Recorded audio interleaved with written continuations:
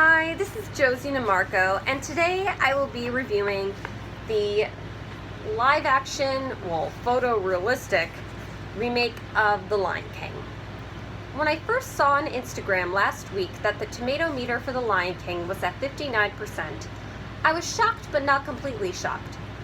A lot of the live-action remakes and reboots have not been getting the best reviews, such as Dumbo, Aladdin, and The Nutcracker. Mary Poppins Returns and Christopher Robin received mixed reviews, but they are more on the positive side. A lot of audiences were really looking forward to this particular remake, not only due to the nostalgia factor, but also because Jon Favreau directed it. He previously directed Jungle Book, which was highly acclaimed. That being said, I'm not completely surprised about the poor reception, but I would have been a smidge less surprised if the film received better reviews. Now, what is my verdict? The photorealism is very three-dimensional.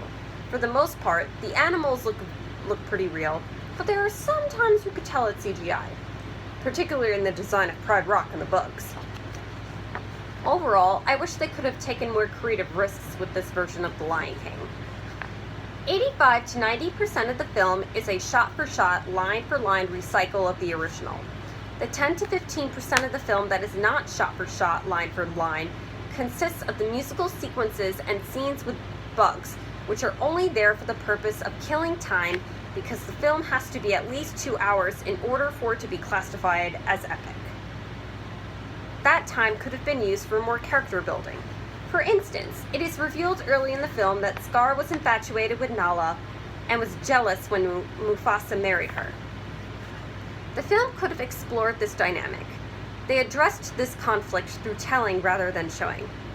Additionally, the hyenas could have been given more screen time because they're introduced as the political assistants to Scar. And the film doesn't really explore why Scar is a poor political leader other than telling the audience that there is food shortage. One minor difference this film has with the original is that the female hyena leader is a little bit more malicious. More depth could have been added to her character. It would have been interesting if there were scenes of the hyenas discussing political issues with Scar, as I've stated before. Visually, the design of the hyenas is where the photorealism did not work for me. I understand they wanted the scenes with them to be dark to highlight the dark themes, but it was ultimately another Battle of Winterfell issue. I could not see the hyenas very well. Maybe if I watch The Lion King on Blu-ray when it comes out on Blu-ray, if Blu-ray still exists by then, and raise the brightness, I would have been able to see the hyenas much better. This brings me to the relationship between Simba and Nala. A scene I had a major issue with was the argument between Simba and Nala after Can You Feel the Love Tonight? For me, it was rushed and devoid of emotion. In the original Lion King, there are some spaces between Simba and Nala's conversing to give the audience time to breathe and process the emotions between the characters. In this version, on the other hand, the lines are delivered rather quickly all at one time. I was not able to feel the love, as they say. Much of the dialogue in the film feels flat. It sounded like a lot of the lines were recorded under the first take. A lot of the actors sounded tired. The only voice that really struck me was John Oliver as Zazu. I felt the most energy from him.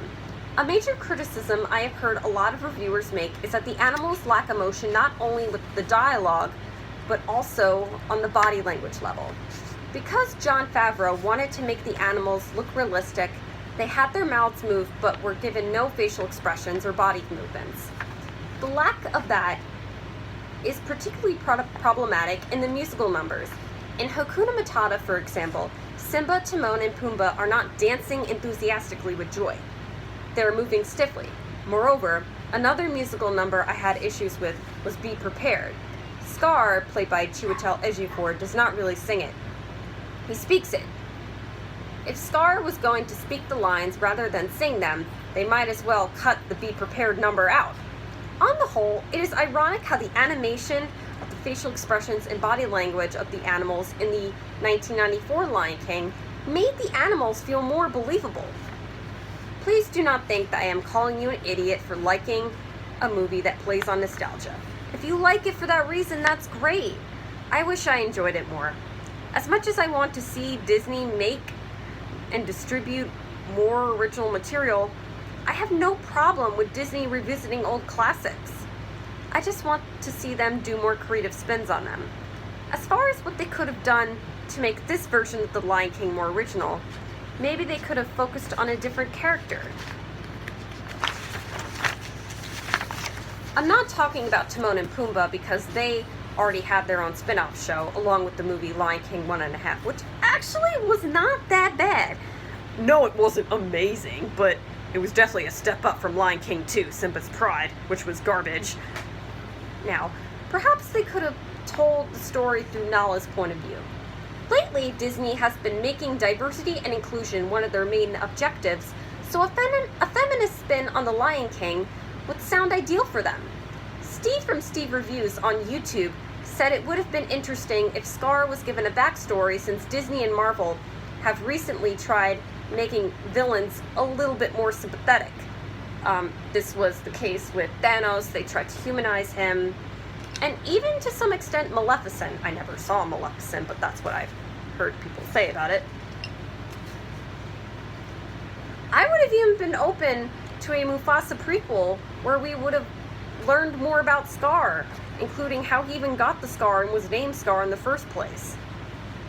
Personally, I would have loved to have seen a Zazu movie called Zazu, Messenger of Pride Rock. Of course it would star John Oliver as Zazu. It could focus on the birds of Pride Rock interacting with one another. It could be like the bird documentary Winged Migration, which if you have not seen, please do. Or how about like a fictional Pride Rock nature documentary about the animals of Pride Rock? Or even a fictional historical documentary about both the geography and history of Pride Rock. It could be like a National Geographic and History Channel documentary combo. Some say competition kills creativity. What I've noticed is when a film team's main goal is to make money or impress fans, the writing is lazy, the pacing is rushed, and the editing is choppy. This was the case with the final season of Game of Thrones and the second season of Big Little Lies. I'm not saying it's bad that Disney wants to make money. Not at all. They cannot stay in business if they do not make money. When more time is focused on the outcome on the finished product, though, less time is spent on the actual creation of the product itself. I do believe that competition and creativity can coexist in a fair, healthy way. If you watch some interviewers with entrepreneurs, they will say that part of their success was achieved as a result of creative risk-taking. Ironically, other than the Lion King and Aladdin remakes, a lot of the Disney live-action movies have not only been critical failures, but also that of the financial. A Wrinkle in Time, The Nutcracker, and Dumbo were all flops. Then again, the films The Lion King and Aladdin were released at convenient times. As far as original content Disney has made, it is mainly animated. Frozen, Inside Out, Coco, Zootopia, Moana. Those films have been successful. That being said, I think it's about time Disney considers making original live-action material as well as original animated. I would like to end my review thanking the following YouTubers whom I have modeled this review after, sort of. I want to give shout out to Griffin Schiller from Men vs. Movies, Steve from Steve Reviews, Doug from Channel Awesome and Nostalgia Critic, and Leah from Toon Ruins.